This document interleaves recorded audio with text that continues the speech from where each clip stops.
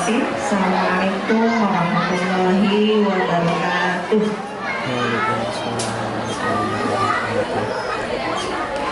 Bapak Ibu sehat?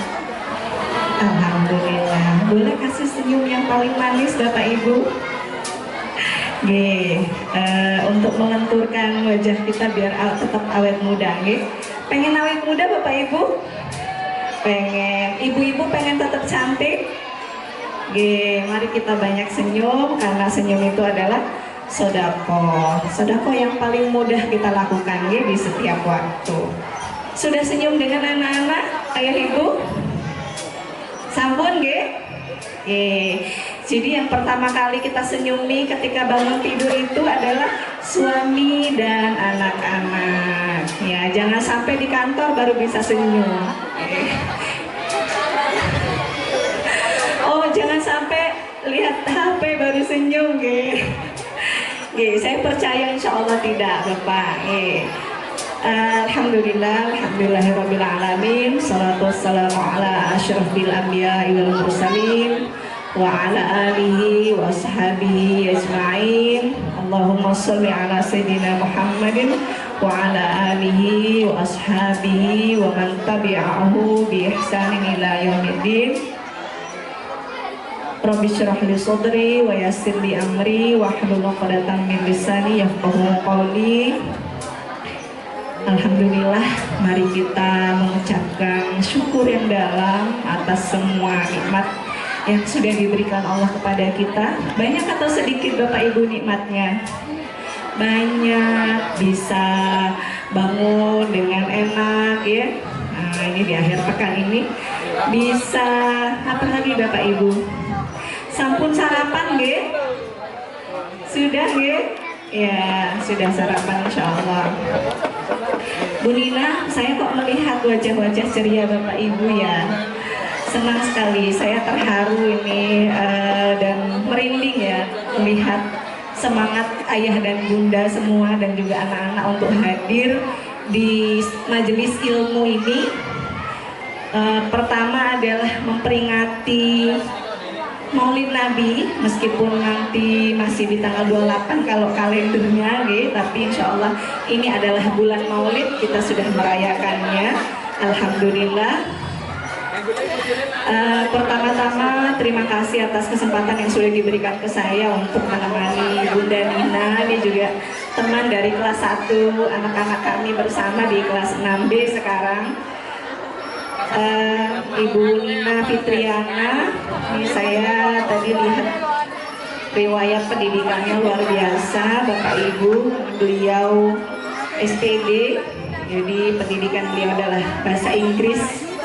Kemudian belum cukup ya, belum merasa cukup, luar biasa. Kemudian beliau melanjutkan di S1 psikologi dan magister psikologi ya Bu ya, MPSI ya Bu Nina.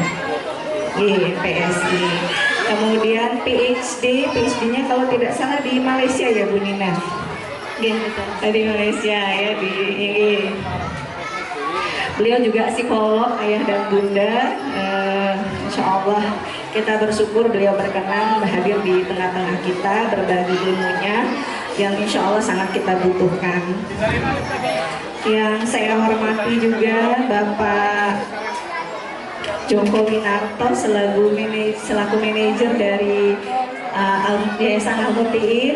Terima kasih Bapak sudah berkenan hadir. Yang sama-sama kita hormati Bapak Imam Sofyan SPD. Tepuk tangan untuk Pak Imam Sofyan. Ya, alhamdulillah saya pribadi dan insya Allah saya yakin Bapak Ibu juga bersyukur sekali kita punya kepala sekolah yang luar biasa ya. Nanti kita doakan mudah-mudahan Pak Sofyan selalu sehat walafiat. Kemudian yang sama-sama kita hormati dan kita banggakan Bapak Yasmani SPD, Ketua Komite periode ini ya. Terima kasih Pak Yasmani. Kemudian Bapak Ibu guru, tamu undangan dari pengurus Posyandu Lansia yang tadi sudah berkenan hadir hari ini dan menerima santunan untuk Eyang Uti kita, insya Allah mudah-mudahan bermanfaat nih. Kemudian yang kita semua sayangi, insya Allah Bapak Ibu guru kita dari SDIT Salsal Bilal Mutin, tepuk tangannya mana Bapak Ibu untuk guru kita. Juga Bapak Ibu guru dari SMP IT Al Mutiin, terima kasih sudah berkenan bergabung juga. Ini perdana ini Bu Nina, kita bareng-bareng ya, ini juga tahun pertama ya di SMP ya. Baik, kemudian segenap wali murid dari kelas 1 sampai kelas 6 yang luar biasa, semangatnya mana Bapak Ibu? Alhamdulillah. Kemudian segenap panitia dari komite Salsabil Mutin, tepuk tangan. Kemudian dari Bapak Ibu guru panitia yang sudah mengerahkan segenap tenaga waktunya untuk mengurus segala sesuatunya hingga acara kita pada pagi hari ini bisa berjalan dengan lancar. Dari tim Salmut Peduli, tepuk tangan untuk Salmut yang peduli. Ada Bu Mudah digawangi di sini dan Bapak Ibu semua dari wali. Dan tentu saja yang sangat kita banggakan dan kita sayangi adalah anak-anak kita dari kelas 1 sampai kelas 6 dan juga dari SMP IT. Tepuk tangan untuk anak-anak kita. Luar biasa, terima kasih. Alhamdulillah ya. Saya teringat ini Bu Nina dengan tema kita membangun budaya baca dan konsumsi digital sehat di keluarga. Bapak Ibu, ayat pertama yang turun ya, kita semua tahu, surat Al-Alaq diperintahkan untuk membaca. Kata Allah diperintahkan kepada Rasulullah, Iqra ma'ana biqari, kata Rasulullah begitu. Saya nggak bisa baca, kemudian diminta lagi sampai 3 kali, kemudian baru Rasulullah membaca. Sedemikian pentingnya ternyata kenapa ayat Al-Quran itu pertama kali turun adalah perintah untuk membaca. Senada dengan itu, tema kita hari ini adalah membangun budaya baca dan konsumsi digital sehat di keluarga. Kenapa kaitan budaya baca dengan konsumsi digital ini akan disajikan oleh Bunda Nina? Karena ternyata budaya baca itu mempengaruhi semua aspek dalam kehidupan kita. Sepakat nggak Bu Nina? Ya, sepakat Bapak Ibu? Dipaksa sepakat. Kita merasakan bagaimana sulitnya menghadirkan budaya baca di keluarga. Kesulitan atau tidak Bapak Ibu? Sulit ya. Ya. Jangankan menghabiskan anak-anak kita sendiri saja masih kesulitan. Nah, kita akan berbincang, mendengarkan, sharing ya, sharing session, talk show. Sebetulnya inginnya jadi dialog aja. Jangan sungkan untuk misalnya ingin bertanya segala hal yang terkait dengan ini, juga terkait dengan digital, dunia digital. Nah, tadi Pak Sofyan menyampaikan bahwa anak-anak tolong jangan terlalu banyak dikasih gadget. Makanya di siasitnya Pak Sofyan banyak ekstra gitu. Jadi ekstra itu harusnya kita senang gitu, sambut dengan senang karena anak-anak kita sibuk gitu ya. Sibuk yang positif, artinya produktif. Jadi mestinya tidak keberatan ya, alhamdulillah. Nah, mari kita simak bersama pemaparan dari Bunda Nina. Namun sebelumnya saya mohon izin untuk membacakan CV beliau. Ini sebetulnya sederhana sekali dan saya yakin CV sebenarnya pasti lebih banyak, lebih panjang. Ibu Nina Fitriana, pekerjaan beliau atau aktivitas sehari-hari adalah dosen Fakultas Psikologi Universitas Mercu Buana Yogyakarta. Kontak person ada di Boleh mencatat Bapak Ibu jika ada yang ingin mungkin menghubungi 0852 1504 9925. Saya ulangi 0852 1504 9925. Baik. Pengalaman pendidikan beliau S1-nya English Education di UNY. Kemudian di samping itu juga beliau mengambil psikologi di jurusan psikologi di Universitas Mercubuana Yogyakarta yang saat ini tempat beliau mengajar. Kemudian dilanjutkan dengan S2 Magister Psikologi Profesi di universitas yang sama. Kemudian juga mengambil S2 juga Magister Psikologi Sains di Universitas Gadjah Mada. Jadi beliau, saya bilang tadi ngobrol sama Bu Ninah, learner ulung ya, pembelajar sejati. Mari kita teladani beliau. Yang ketiga, berikutnya University of Malaya, Malaysia, tahun 2022 ya. Jadi baru fresh graduate ya. Bu Nina, baik. Itu tadi sedikit ya riwayat pendidikan beliau dan aktivitasnya. Banyak, insya Allah memberikan banyak ilmu dengan ilmu-ilmu beliau. Mari kita simak, dan kepada Ibu Nina Fitriana waktu dan tempat saya persilahkan. Baik, matur nuwun sangat Bunda Mila. Oke, assalamualaikum warahmatullahi wabarakatuh. Waalaikumsalam warahmatullahi wabarakatuh. Suaranya kurang keras ya. Assalamualaikum warahmatullahi wabarakatuh. Waalaikumsalam warahmatullahi wabarakatuh. Baik, Bapak Joko selaku manajer dari Yayasan Salsabila Mutiin yang saya hormati, Bapak Imam Sofyan, Kepala Sekolah Salsabila Mutiin yang saya hormati, Bapak Yasmini, Ketua Komite yang saya hormati, Bapak Ibu Guru, Bapak Ibu Wali Santri, dan juga anak-anak santri gitu ya yang kami cintai. Senang sekali bisa bertemu Bapak Ibu di hari yang cerah namun tidak terlalu panas gitu ya. Ini tampaknya doa yang luar biasa yang dipanjatkan dari sekolah, sehingga ini waktunya sebetulnya sudah hampir jam 10 tetapi cukup sejuk begitu ya. Baik, Bapak Ibu tadi sudah disampaikan dan ditanyakan oleh Bunda Mila, apa kabar hari ini? Bahagia. Ini kata kunci yang tadi juga disampaikan oleh Pak Yasmin begitu ya.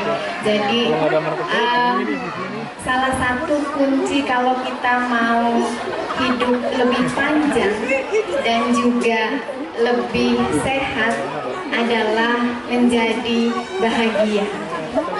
Bahagia sebagai orang tua dan pastinya untuk anak-anak kita bahagia sebagai anak-anak. Tadi ada student well-being begitu nih Pak. Jadi harapannya kita semua bahagia, bisa berinteraksi, ini juga bagian dari yang membahagiakan harusnya begitu ya. Baik.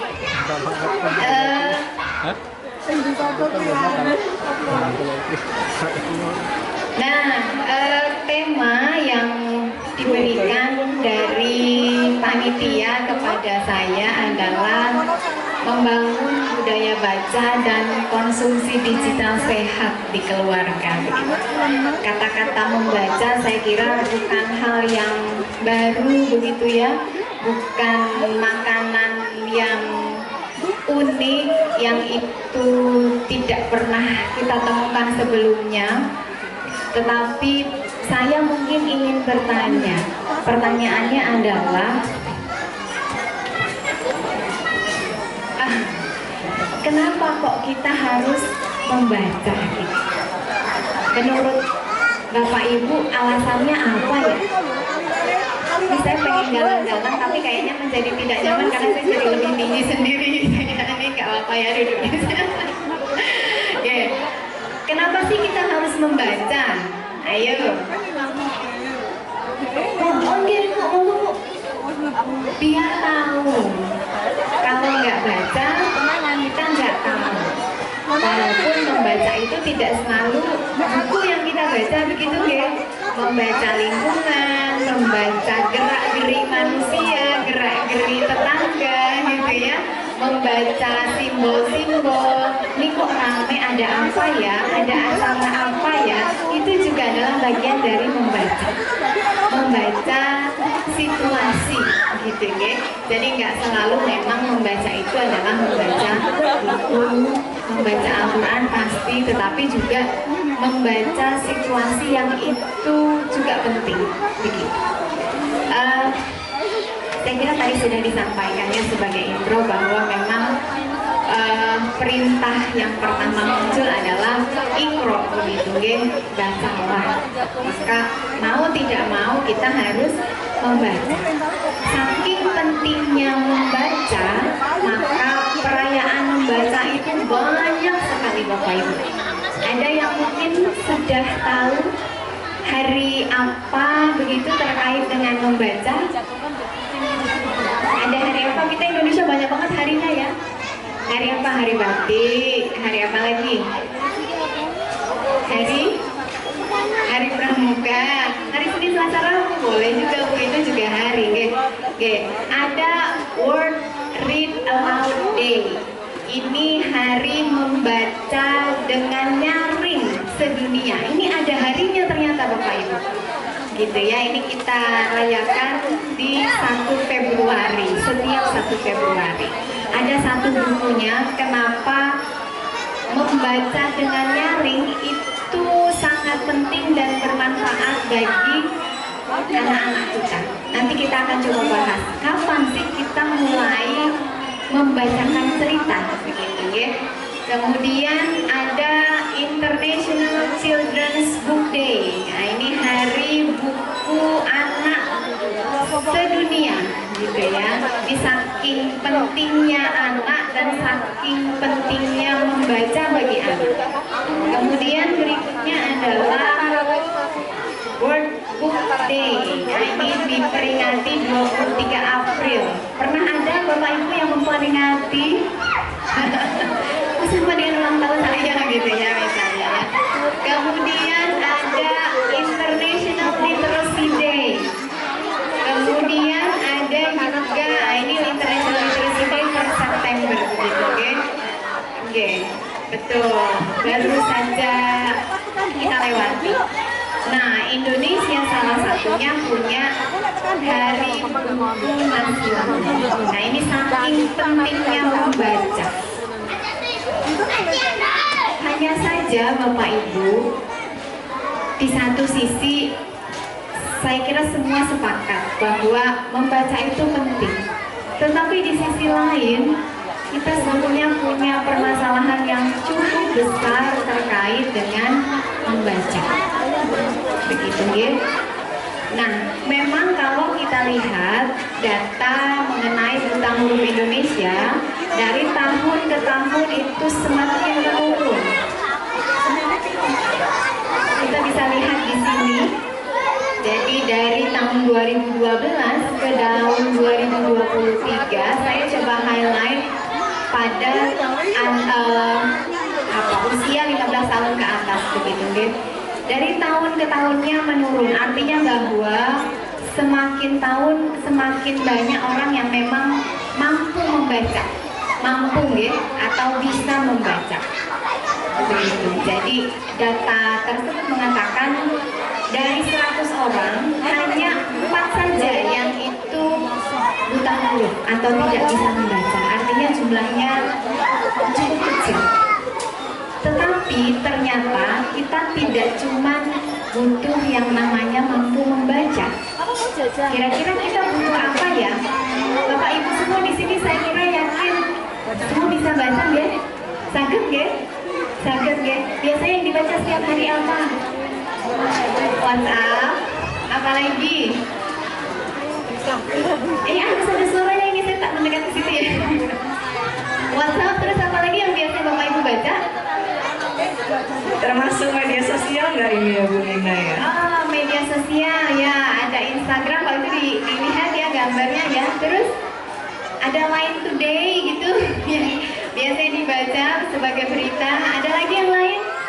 Facebook. Oh, Ibu yang dibaca Bu. Catatan harian, setiap hari pengeluaran berapa, pemasukan berapa, kan itu juga membaca gitu. Nah, tadi kita kembali kemampuan membaca dari orang Indonesia memang kalau dari data semakin meningkat. Artinya yang buta huruf itu menjadi semakin berkurang. Namun data mengatakan bahwa keinginan untuk membaca itu masih menjadi PR kita.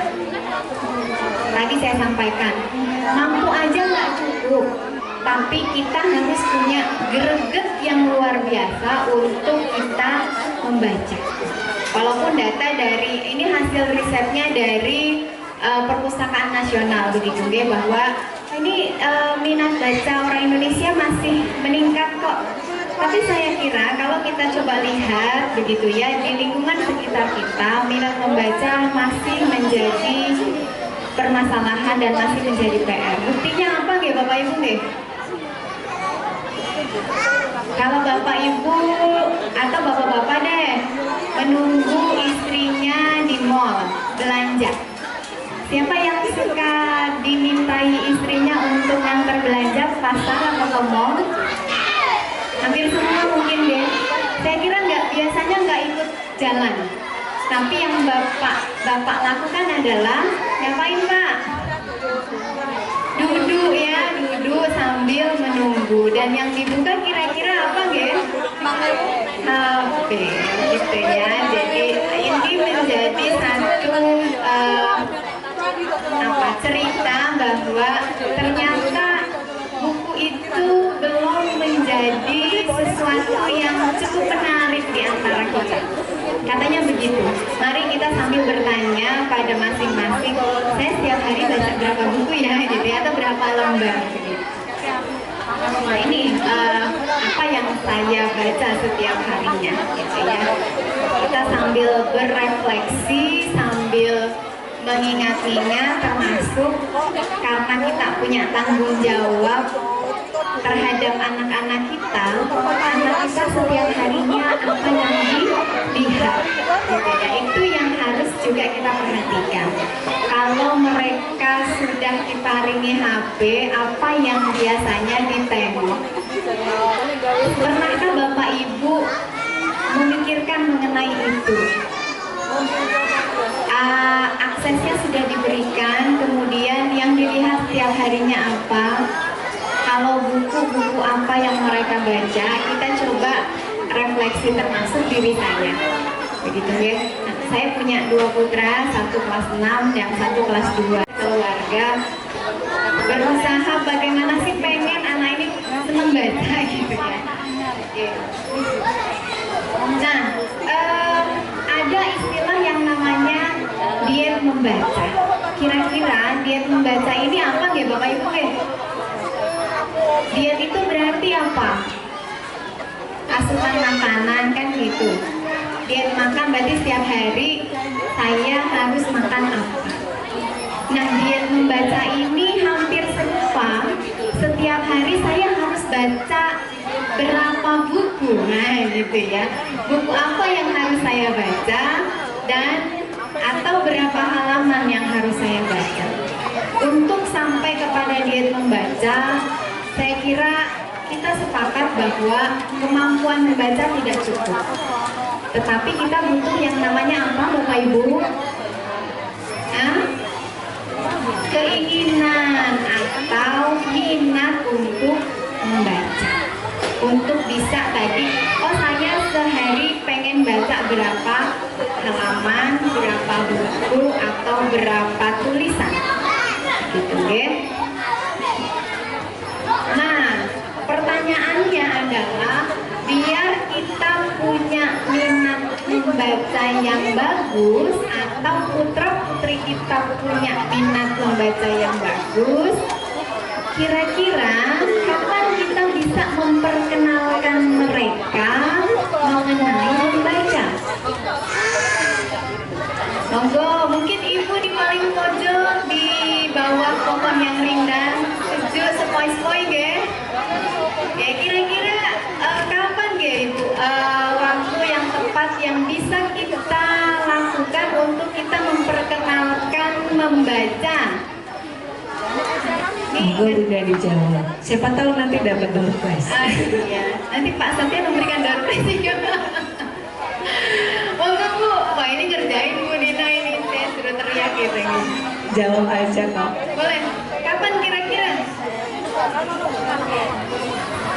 Nanti ini ya sambung menyambung kata sampai akhirnya ke depan.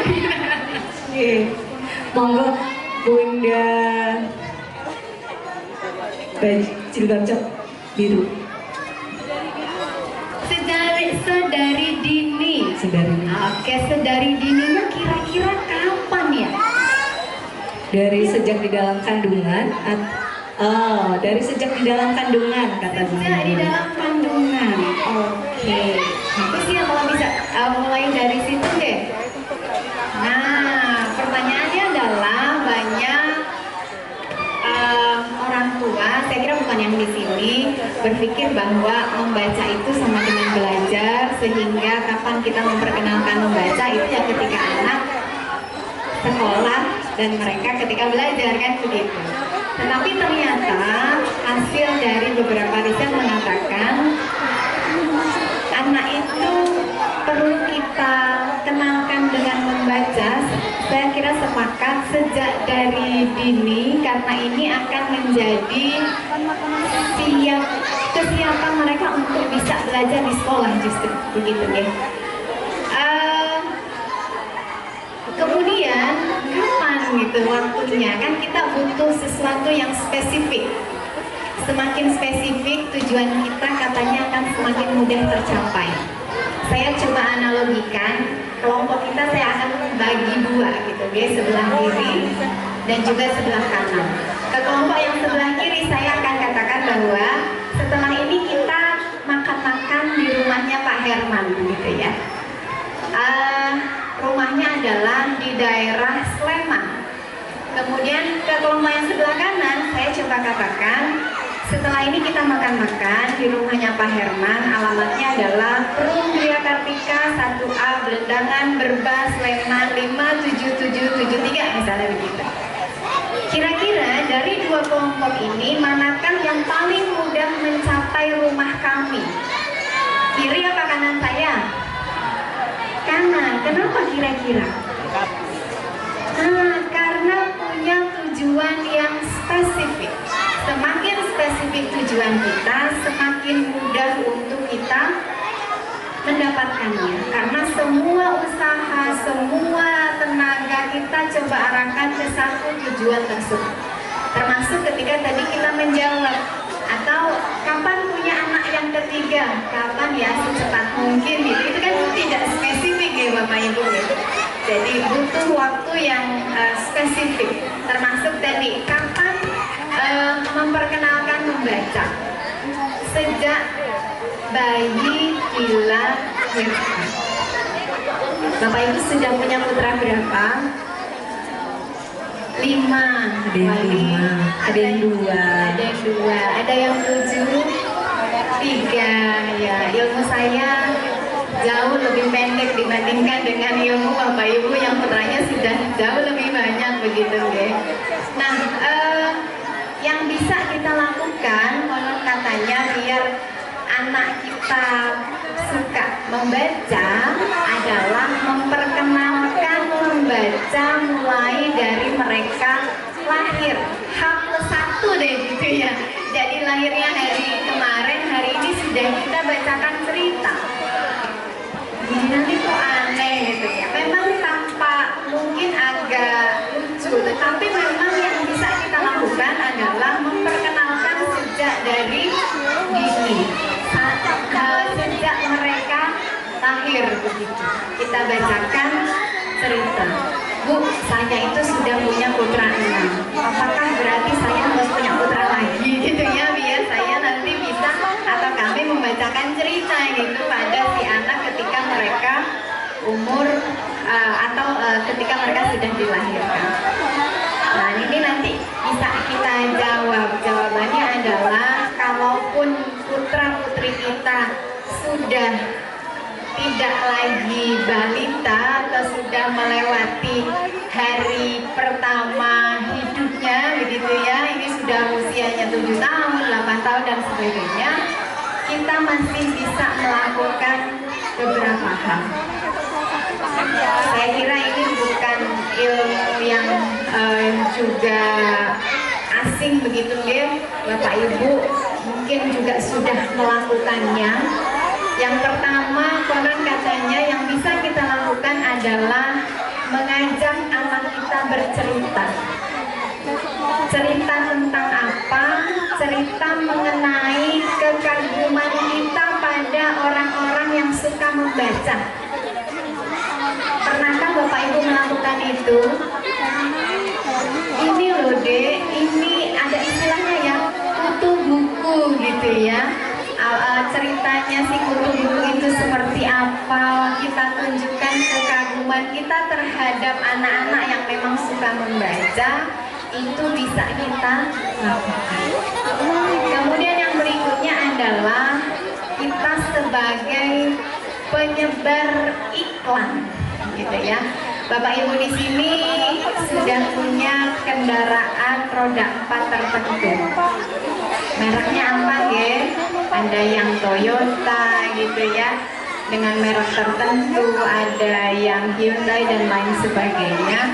Namun ketika kita melihat ada produsen mobil tertentu itu mengeluarkan produk baru, rasanya kok pengen gitu ya. Kemudian kita dengan usaha yang sedemikian rupa, kita nabung dan lain-lain, ini sebagai contoh untuk bisa memenuhi keinginan kita.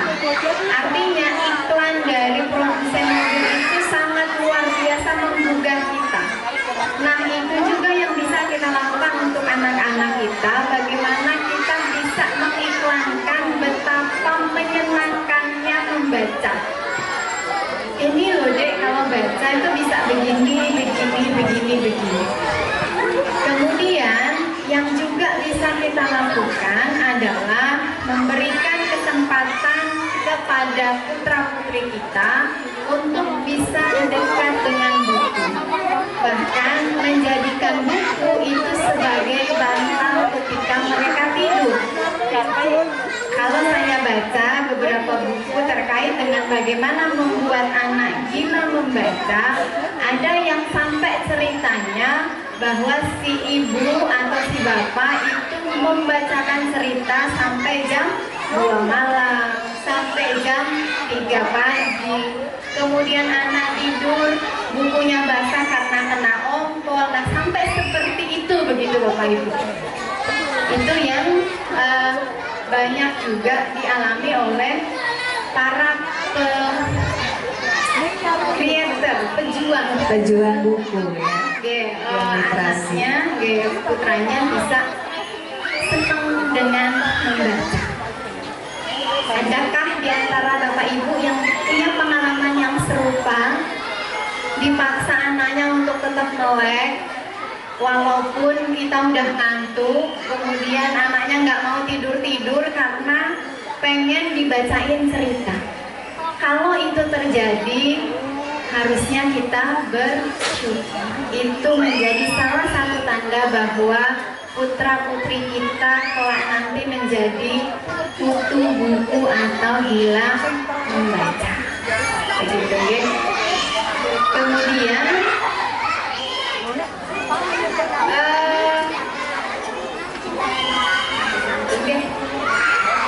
apa yang bisa kita lakukan selanjutnya begitu ya. Ini saya kira kita lebih sharing ke tips dan trik praktis saja karena waktunya tidak cukup panjang begitu ya Bapak Ibu. Yang pertama, biasanya kalau kita jalan-jalan setiap hari Sabtu atau Minggu, destinasi wisata apa yang kita pilih? Satu, boleh teriak kok. Apa satu? mana biasanya Bu? Oh, kuliner. Kuliner. Wah, luar biasa. Yang kedua, Ada lagi? oh, ke pantai. Oh. Ketiga, ke mall. Keempat, kemana lagi? Oh, alam, ke gunung, begitu ya. Dan saya kira tidak sedikit yang juga menjadikan toko buku menjadi, ada yang ketawa, toko buku sebagai destinasi wisata mingguan. Saya kira ini bisa kita mulai lakukan. Habis ini pulangnya jangan ke rumah ya, tapi mampir ke toko buku. Saya kira Jogja fasilitas toko buku itu cukup banyak dan itu sangat menyenangkan. Pengalaman sedikit saya ketika pandemi di tahun 2019 deh Pak Sofyan, 2019-2020 itu kami ngungsi ke rumah orang tua saya di Banten. Dan kesulitan kami adalah salah satunya untuk mencari toko buku itu butuh sekitar 2 jam Bapak Ibu. Dan itu sungguh sulit gitu. Karena di satu sisi kebetulan putra saya senang dengan baca, pengen baca tapi yang dibaca nggak ada gitu. Dan itu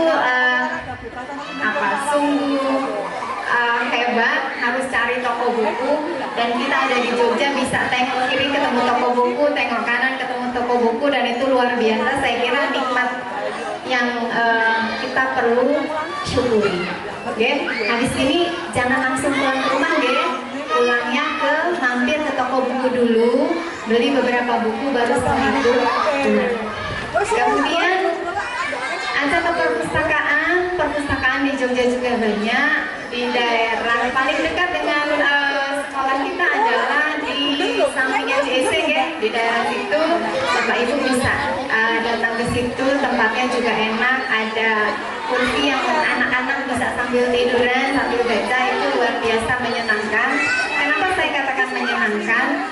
Kita harus mencoba, nanti ada satu teori psikologi, kalau kita mau memunculkan satu emosi positif, kemudian yang harus kita lakukan terkait dengan membaca, yang harus kita lakukan adalah menggabungkan buku dengan sesuatu yang menyenangkan dulu.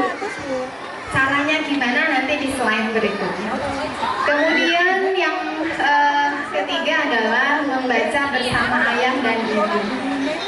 Di banyak buku parenting disebutkan bahwa salah satu kunci dari pengasuhan itu adalah relationship atau hubungan antara anak dan orang tua. Dan membaca bersama-sama, konon katanya itu menjadi satu media agar hubungan kita sama anak menjadi baik. Bapak Ibu mungkin akan sedih ketika peran kita sebagai orang tua sedikit demi sedikit, disadari atau tidak, sudah mulai tergantikan oleh yang namanya gadget. Ibunya nggak ada nggak apa-apa, bapaknya nggak ada nggak apa-apa, yang penting HP-nya ada. Harusnya kita sebagai orang tua, saya ngomongnya sambil merinding ini ya, sebagai orang tua sangat amat sedih dengan situasi yang demikian, karena kita orang tuanya sudah mulai mau dilupakan. Nggak ada bapak nggak apa-apa, nggak ada ibu nggak apa-apa, yang penting aku ada. Dan mereka belum paham bahwa ini bisa menggantikan, memang bisa menggantikan segala-galanya. Saya kira ini yang juga kita harus sadari. Maka Pak Sofyan selalu mengatakan bahwa kurangilah HP, jangan sampai dengan HP kita menjadi jauh dan jauh dari putra putri. Gitu ya. Mungkin sambil kita refleksi, kalau kita datang ke rumah, pulang kerja, anaknya lagi pegang HP, kira-kira salam kita apakah dijawab dengan baik? Mungkin tidak. Halo Dek, kan gitu ya. Gimana kabarnya hari ini? Dan itu satu tanda yang menjadi satu orang tua bahwa kita harus melakukan sesuatu nih. Oke, saya kira membaca bisa kita gunakan sebagai media untuk kita bisa dekat dengan anak. Kemudian yang berikutnya langganan majalah. Bapak Ibu ada yang langganan majalah di rumahnya? Nggak ada. Ada ya. Oh, Bu sudah pada tutup. Oke. Tapi berita yang masih menyegarkan, saya bukan mengiklankan satu produk, tetapi ada satu majalah yang itu masih hidup sampai dengan sekarang, dan itu printed out berupa hard gitu ya, bukan online. Itu majalahnya majalah yang zaman dulu saya baca, dan itu pun saya bacanya ke tetangga yang mereka punya uang karena mereka bisa baca gitu, sehingga mereka bisa baca. Majalahnya adalah Bobo ya Bapak Ibu, dan itu masih ada. Kami sekeluarga langganan majalah itu sejak 2011 hingga saat ini, dan masih bisa berlangganan. Memang halamannya menjadi semakin sedikit, dan putra saya menjadi protes dengan itu. Biasanya 40 halaman, sekarang hanya separuhnya. Tetapi tidak apa-apa, produk itu masih ada, dan ibu-ibu bisa mencari dengan mudah begitu. Oke, kemudian yang berikutnya meletakkan buku di tempat yang dapat terlihat oleh anak. Bu, saya punya banyak buku tapi di lemari, dan lemarinya tertutup, bahkan terkunci begitu ya, sehingga sulit untuk anak bisa melihat. Karena ketertarikan itu salah satunya adalah dengan sensori kita dulu. Kita melihat dulu gambarnya menarik atau tidak, baru setelah itu mungkin baru kita mau mendekat. Kemudian mengajak anak berdiskusi mengenai isi buku, ini juga hal yang bisa kita lakukan. Nah, kemudian Bu, saya mau, anak saya udah suka baca Bu, sedikit-sedikit. Saya mau kasih buku yang tebal gitu ya. Boleh, tetapi kalau teorinya mengatakan sedikit demi sedikit dulu, pelan-pelan, mulai dari cerita yang bergambar, mungkin nggak ada tulisannya, hanya gambar aja. Saya tadi bawa contoh, nanti mungkin di sesi akhir saya coba perlihatkan. Kemudian bergerak ke komik, bergerak ke majalah, ke koran, ke novel, buku pelajaran. Saya sepakat dengan Pak Sofian itu, HP-nya yang harus kita minimalisir. Walaupun itu hal yang sangat amat berat gitu ya Pak, luar biasa dan menggerus hati, menggerus hati, karena ketika lihat HP itu ya pengennya ya buka HP itu sendiri begitu. Jadi yang bisa kita lakukan tadi, sebelum kita berperang, kan kita berperang nih, perang ada pilihannya HP atau gadget dengan buku, maka saingannya yang harus kita buang dulu. Maka Bapak Ibu, ini yang coba kami lakukan. Jadi ceritanya, saya dan suami saya ketika setelah menikah itu nggak punya TV Bapak Ibu. Sampai dengan putra kami kelas 3 SD. Jadi selama itu kami nggak ada TV di rumah, dan anak-anak mau tidak mau, karena memang nggak ada yang lebih menyenangkan yang saatnya kami cekoki dengan buku itu. Sehingga menurut saya itu hal yang cukup efektif. Oke, saya kira nanti ceritanya bagaimana penggunaan HP mungkin di sesi yang lain begitu, ya. Intinya, nah ini kita akan mulai dengan membacakan cerita. Anak-anak dibacakan sangat senang, tetapi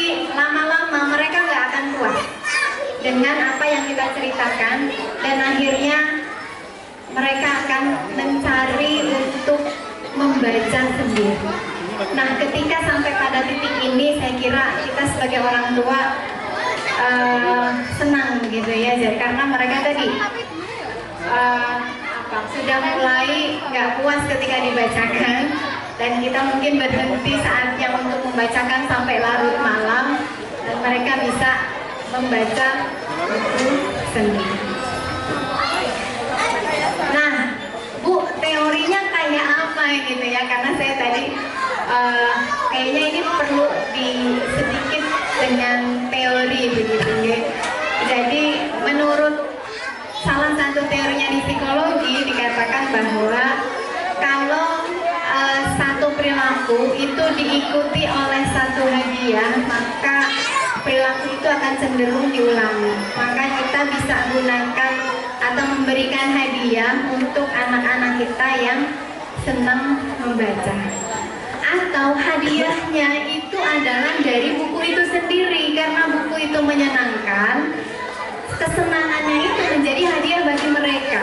Ketika mereka senang, besok akan kembali untuk membaca.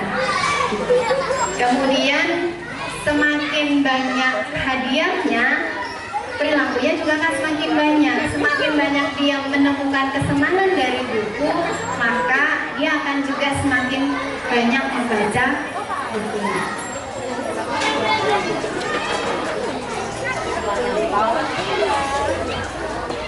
Atau ada teorinya yang serupa mengatakan bahwa ini kayaknya teorinya dari Jawa nih Bapak Ibu. Bapak Ibu dari Jawa mesti punya istilah apa Bu? Saya aslinya dari Banten, tapi insya Allah saya bisa kok bahasa Jawa. Oh, werting tresno jalaran, bukan orang ono wong liya enggak ya? Jalaran saka kulino kan gitu. Artinya apa?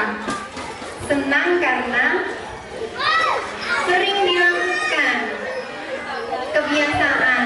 Saya kira ini juga bisa kita terapkan untuk anak-anak kita. Mungkin pertama dikasih buku mau gitu ya, tapi kita sebagai orang tua pantang menyerah gitu ya, kasih lagi sampai akhirnya karena sesuatu itu dilakukan terus menerus, dan itu bisa jadi hal yang menyenangkan gitu ya. Bapak Ibu mungkin ada yang nggak suka makan jengkol. Apa suka makan jengkol? Pete? Enggak ya Bu ya? Mau coba, suka nggak Bu? Saya kasih tipsnya Bu. Ya, nanti dicoba makannya sedikit terus menerus, Bapak Ibu akan menikmati gitu ya. Nah, itu teorinya psikologis banget gitu ya. Jadi satu perilaku itu akan sangat menyenangkan kalau kita lakukan secara berulang-ulang. Kenzi. Katanya orang Jepang. Bukan. Oh, bukan. Ini sebagai penutup, Kenzi, dengar-dengar kamu ada banyak baca buku ya? Iya. Kenapa kok suka baca buku? Karena seru. Oh, seru. Serunya kayak apa? Kayak Kenapa kok seru?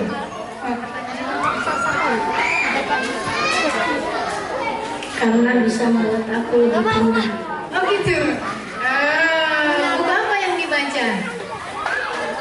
Komik, majalah, novel.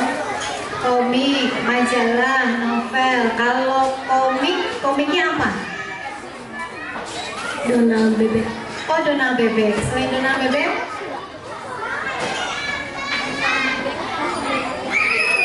Naruto. Naruto. Selain Naruto? Suka Naruto. Cuma itu. Hah? Boruto. Oh, cuma itu. Kalau novel? Novel favorit deh.